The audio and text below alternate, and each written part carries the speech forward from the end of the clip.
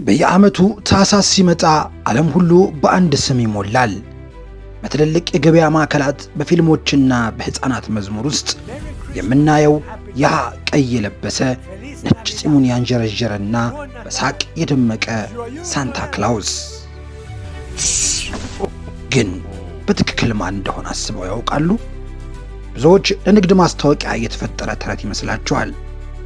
እውነታው ግን ከዚህ እጅግ የላቀና የሚገርም ነው።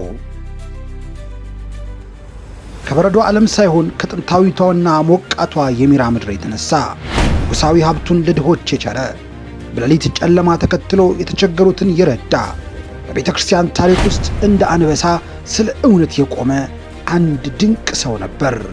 እርሱ ቅዱስ ኒቆላዎስ ነው።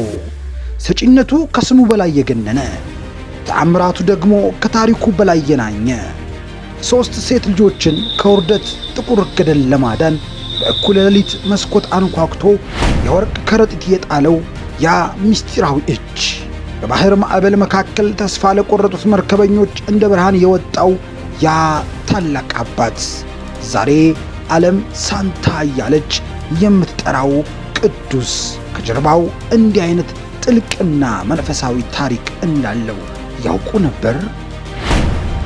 በዚህ ቪዲዮ ከንግድ ማስታወቂያ በስተጀርባ የተደበቀውን የተአምረኛውና የሩህሩሁን የቅዱስ ኒቆላዎስን እውነተኛ ማንነት፣ አስደናቂ ሕይወት ደረጃ በደረጃ እንመለከታለን።